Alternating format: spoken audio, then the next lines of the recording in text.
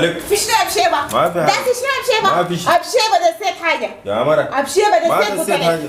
بشيبه دسيت شنو؟ بشيبه دي قروش قروش شنو؟ قروش يا بشيبه داسي قروش يا بشيبه ما بتخاف الله بشيبه ما بتخاف الله انا جعانه وعيالي جعانين وحفيانين وعريانين يا بشيبه ودس القروش تدس القروش يا بشيبه بشيبه خليتك لا الله لا الله عندي اربع عيال يا بشيبه قلت لك ما تقول بشيبه خليتك لا الله لا الله خليتك يا بشيبه انت مالك ومالك؟ عيال يا اخي انا مره مع النسوان انا مره يا بشيبه انا مبشتنه بشيبه ما بتخاف الله ما تقول بشيبه اولادي جعانين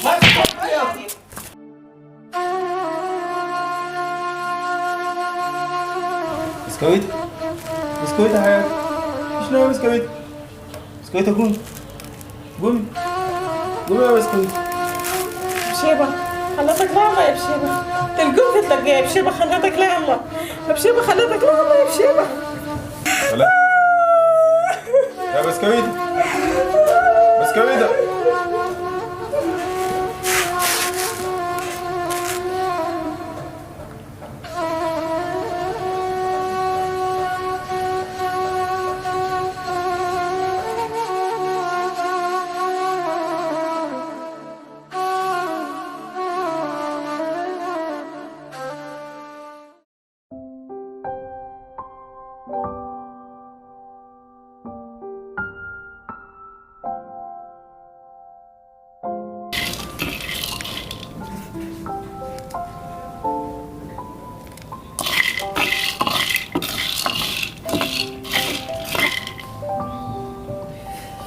يا سلام يا احلى حاجه في الموضوع انك انت بتغلبي احلى قلب تقول.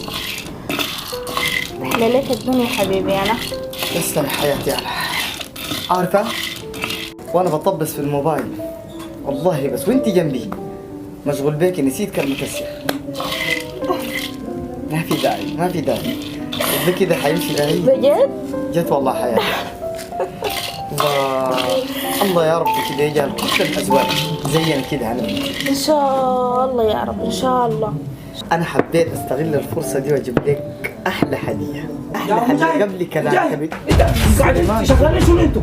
سليمان استاذن الاول. سليمان مالك قاعد شنو يا اخي؟ سليمان قاعدين قاعد تتونس ومبسوط هناك وخفت هناك يا اخي. شوف قاعد يتلطش فيها شمال ويمين يا اخي. سليمان اهدى ما في مشكله ما لها حل. اهدى في شنو؟ قوم وراح كده اهدى سليمان. يا اخي هذا شنو يا اخي؟ انت العمر كله هتكون هذه لمتين يا اخي. خدنا دي هناك قاعده برا يا اخي. الزول ده بيلطش فيها شمال ويمين يا اخي. شنو؟ لمتين يا اخي. الزول ده كترها كثير يا اخي. احنا ادينا له عشان يقعد يلطش فيها صباح ومساء يا اخي. اسمع كلامي. احنا اخواننا الكبار نحن ما لازم نمشي ونعرف الحاصل. لكن تنسي اهدى يا سليمان. ما الشيطان راح. انا لو ما مشيت ما بهدى. انا ما بيهدى لي بال. قوم يا مجاهد قوم. قوم ولا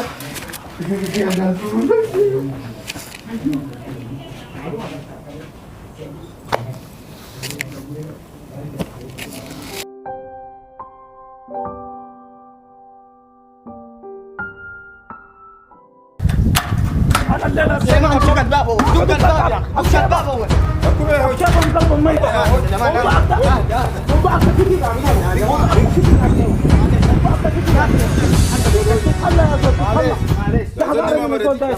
معلش احنا جينا عشان نحل الموضوع ده. معلش اسكت دقيقة اسكت. احنا جينا نحل المشكلة. شنو يا اخي؟ شنو؟ ما تتدخل يا اخي قلنا ما في مشكلة بتتحل بالطريقة دي. خلاص نحن في جينا بعدين نشوف الكلام ده لأنه ده جاي وده جاي. يلا نحن نمشي يا اخي وش جوا انت كمان؟ ما يدخل انا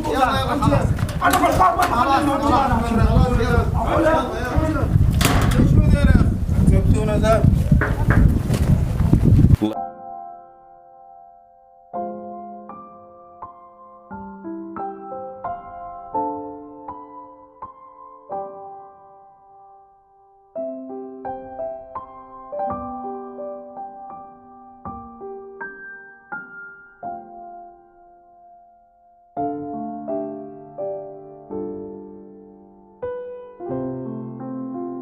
كيف الامور ماشيه عندك؟ والله تمام الحمد لله. ان شاء الله كله تمام. تسلم والله يا حبيبي. الحمد لله. خليك كده ما عايزه حبيبتي نقول نجيب لك. لا خليك حبيبه خليك. لا والله خليك قاعده ارتاحي. انا جيتك لموضوع كده ضروري عايزه اقوله لك يا تفضلي يا حبيبتي. استأذنت من أخوك ده بس سريع كده، قلت أجي أتكلم معاه وأرجع البيت. إن شاء الله خير يا معز. كله لخير، اطمني. المهم جانا أخوك سليمان قبل شوية، جا داخل زهجان وهايج، حكى الحاصل لمساعد وأنا سمعته إنه بينك وبين زوجك في مشاكل وكلام زي كده. تمام؟ أجرني لك يا بسكويت أختي، أنا مرات أخوك. تمام؟ وداير أقول لك شنو، الرجال ديل تحديدا الرجال السودانيين ديل والله دايرين مسايرة زي الأولاد الصغار، ربطتي هم بيربطوا، فكيتي بيفكوا. تمام؟ إلا تسايرين. هسي أخوك ده شايف العلاقة اللي بيني وبينه حلوة كيف؟ والله بسببي أنا أقول لك، بسببي أنا. هو شد الحبل أنا برخي، أنا شديت الحبل هو بيرضي، وكده ماشيين ومستمرين. دايراكي تعاملي نفس اللي أنا بعمله. تمام؟ وفي حاجة تانية جيبي.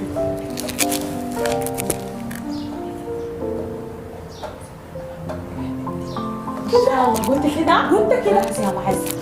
خلاص لازم تعمل الكلام ده ان شاء الله. يلا حبيبتي، مع السلامة. تسلمي حبيبتي. يلا. الله يخليك، تسلمي يا حبيبتي. والله ما صح يا أخي، ما صح أزعل زوجتي، بس كويت الإنسان اللي اخترتها زوجي لي أنا، والمفروض كان أعمل معها كده.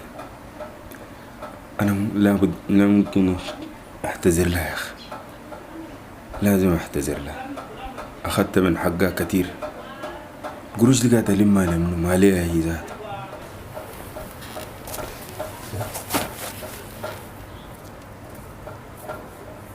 بسكويتة بسكويتة. نعم يا بشيبة.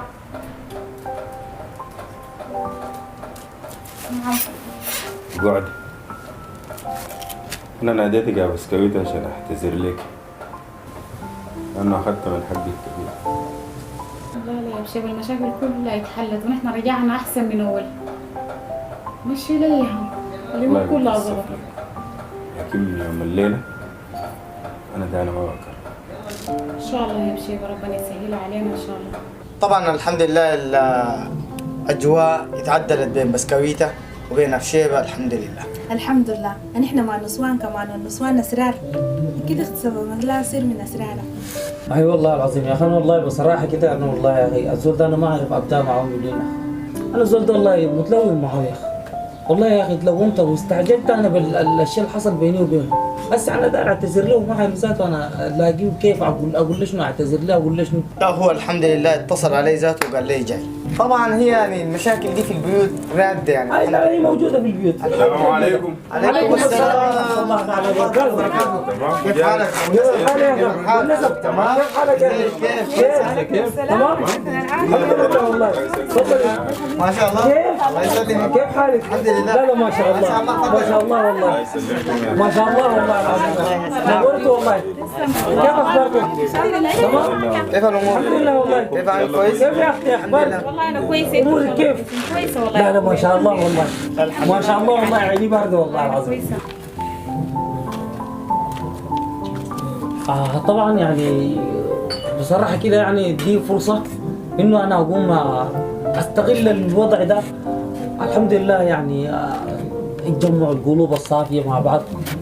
وفي حاجة انا عايز اقولها لك يا بشيبة يا اخي، والله يا اخي انا عايز اعتذر لك يا اخي على الشيء اللي حصل بيني وبينك يا اخي، وامسح لي فوق الشيء يعني طبعا في حالة غضب يعني. أنا والله داير أستغل الجمع ده زي ما قبيل أخوي ده قال، وأنا بعتذر لك برضه نيابة عنه، وداير أقول لك يا شباب والنسب إنه حقيقة كل البيوت الزوجية فيها مشاكل، فدائما الزول يعني يمتص الغضب، وأنت الراجل دائما يعني، وحقيقة ما قدام أختي أو زوجتي الكلام اللي داير أقوله لك، لكن إحنا حقيقة متفاهمين كل التفاهم يعني، ونتمنى إن شاء الله من المقام ده إنه كل البيوت الزوجية تكون مليئة بالفرح ومليئة بالسعادة إن شاء الله.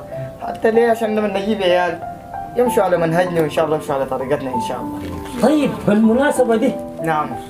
أنا أقوم أبسطكم لأنه أنا أصلا كده مبسوط. يا ريت يا ريت. امسكوا دي مني يا أخي. في واحد في رمضان جاب جدادة لمرته قال لا يا أخي اسمعوا كلامي، طبعا بشهية مفتوحة، اسمعوا كلامي كده يا أخي، اسمع الجدادة دي يا أخي سويها لنا للعشاء بعدين. للعشاء بعدين حاضر، شالت الجداد عملتها مرقت عليه في الفطور، فطور رمضان. مشى بس خدت الصينيه كده فتح الطبق اتفاجأ بالجدادة جابوها له في قفلها طوالي، قبل يمين وقبل شمال. قام سأل الناس قال انتوا يا اخوانا دقيقة، قال لي كم في رمضان؟ قال له يا اخي الليلة عندنا 15. قال لهم لا 14. هم يقولوا 15 وهو يقول 14. طبعا دي ما حيلة، هو ب 15 و 14. في النهاية قال لهم اقول لكم حاجة، انا ما كان فيه غلاط زائد وما بينفع معي.